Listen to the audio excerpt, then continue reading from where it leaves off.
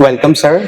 At Ideas Matter Most, we would start the session now, and the very first thing we would like to know is like what made you as an employer in Johnson. Johnson Controls, right? So, first of all, Manan, thank you so Sir, mic much. on. It's on, right? Yes. Yes. Yeah. So, first of all, Manan, thank you so much for having me here.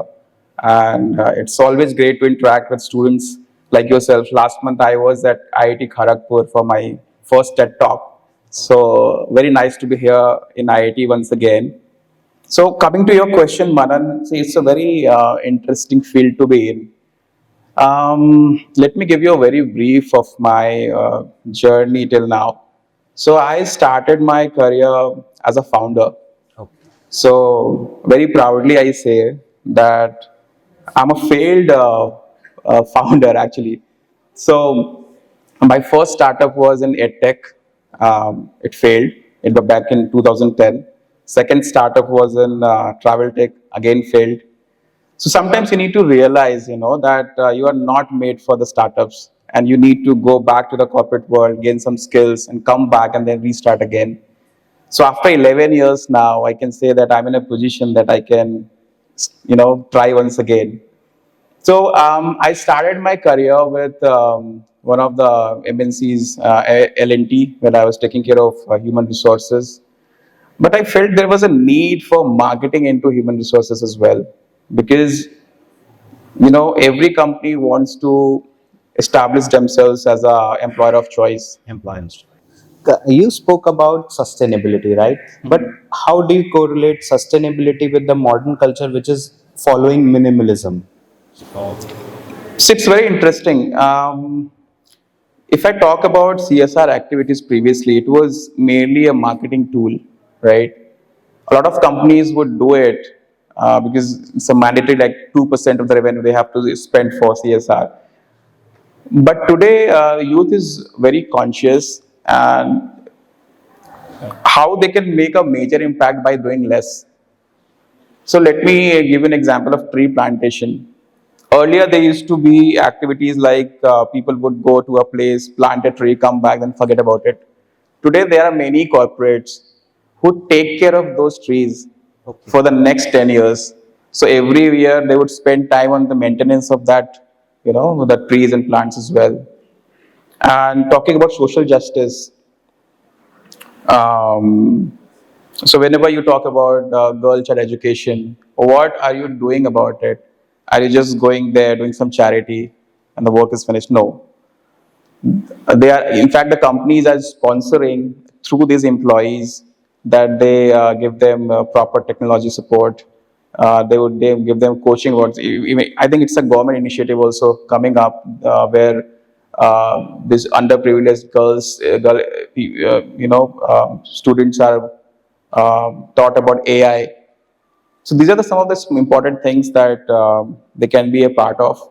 And talking about climate change, again, it's a big step when you plant a tree, or when you start the startups like that the paper bags, all of those things. These are the small steps that can make a major impact. And I would say that today's students, the Gen Z, is more conscious about these things than our generation, millennials or the baby boomers or the generation before. Like if we turn the question and if we see the flip side, if the organizations are not bound to mandatory spend 2% of the total into CSR, do you think if there would be some way or patterns we can say or we can produce out which those funds can be utilized in a more better way other than the CSR activities, or no? I think yes. So in future, it is not just going to be about the 2% of the revenue. You must have heard about the PM's internship scheme that is going to be launched. A genuine interest has to come from the corporates. Only then you can implement it well. Nothing can be done forcefully. Nothing can be done forcefully. Oh, absolutely right. Because just think about it. Who are the beneficiaries? These are the underprivileged students from the villages, right? if you are inviting them to come to the cities and work for these companies as an intern, who is going to take care of the accommodation? Because they are getting only 5,000 or 6,000 as a stipend. So companies will have to take an extra step to support them. So I think in future, in next 5 to 10 years, I think it is going to go beyond the percentage allotted. However, the PM internship scheme comes under this 2% of revenue as well. But I think there are going to be more steps taken from both the sides, from the corporate sides and from the consumer side as well. Like being in a very good space of employee management, how do you think gig economy is growing? Is it for good for the organizations and MNCs, or it is for the bad side of the organizations? I think it is for both. Yeah, you were asking the. Yeah, I was saying ki post COVID we have seen a major shift that it's an exponential growth in gig economy, and tell me, like, it's for a good or bad? I think it is for the good because the COVID has changed a lot of things for both the sides, for the corporates also, for the employees also. And see, the shift is changing from micromanagement to the trust-based model. So many of the corporates today are not concerned about whether you are working from a sea beach, nice scenery or mountains, or you're working from a workstation. Unless work is not getting hampered. A lot depends on the nature of the work as well. But you also know that most of the work is shifting to online. So I think it is benefiting both the sides. Let me tell you what could happen after 50 or 70 years. Okay. Maybe you would be sitting here in Kanpur and you would be working for a US company and you would not be getting paid in dollars or maybe INR. You'd be getting paid in different currency like crypto. Okay. There will be some percentage for the US government's tax and some percentage for the. I'm just giving you a hypothetical situation. And that is the future of this gig economy, you see.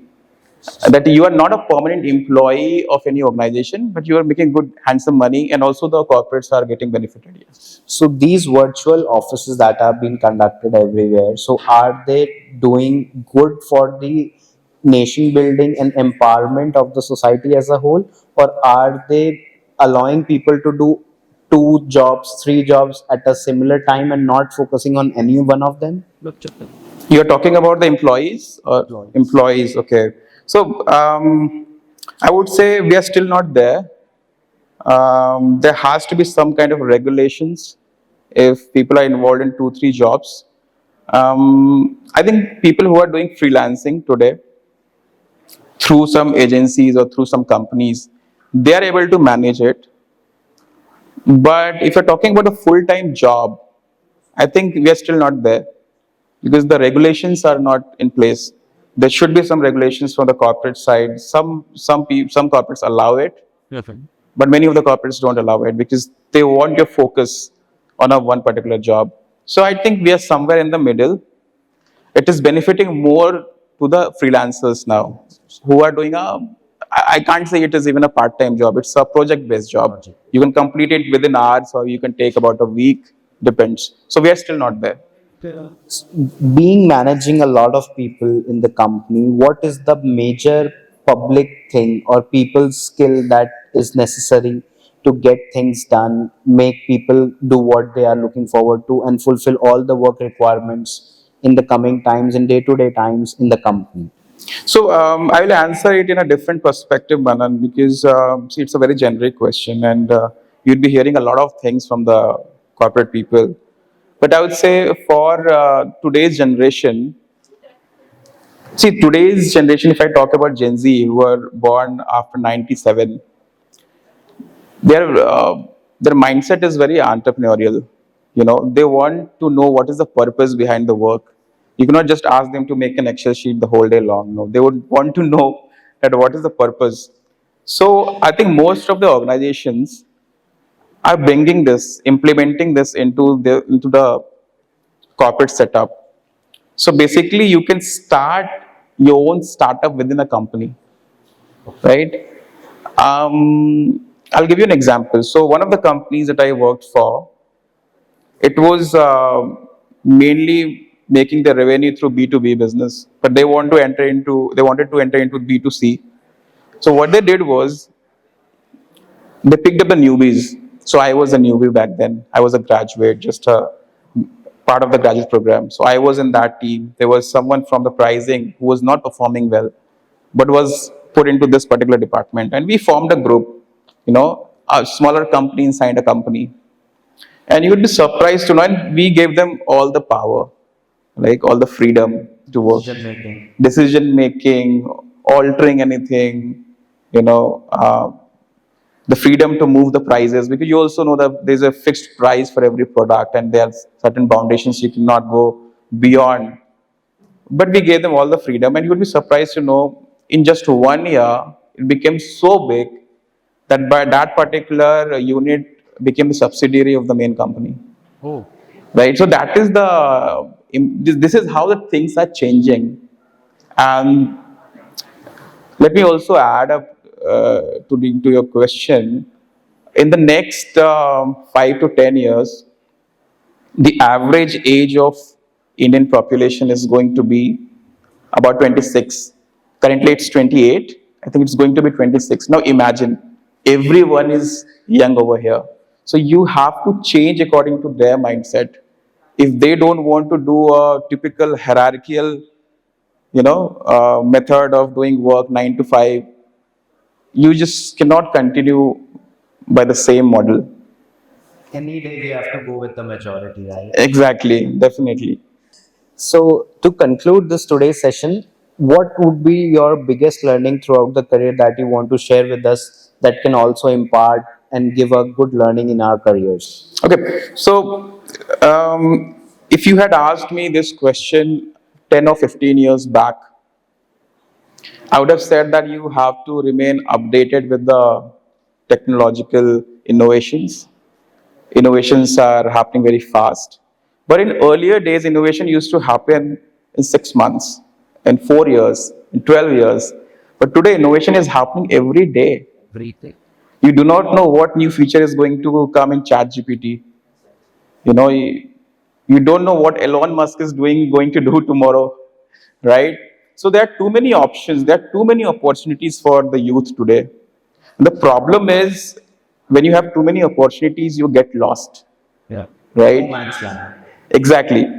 So despite having too many options with you, too many opportunities with you need to be aware of your own purpose.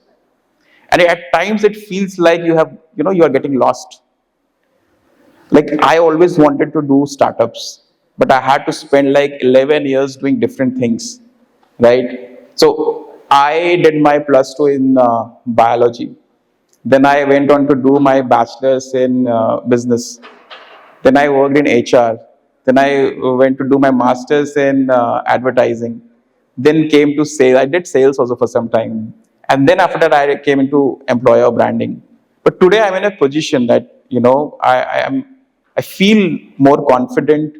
I feel more experienced when it comes to managing the finances or business or people. So my next ventures are going to be into AI. You know, so I would say that opportunities are more.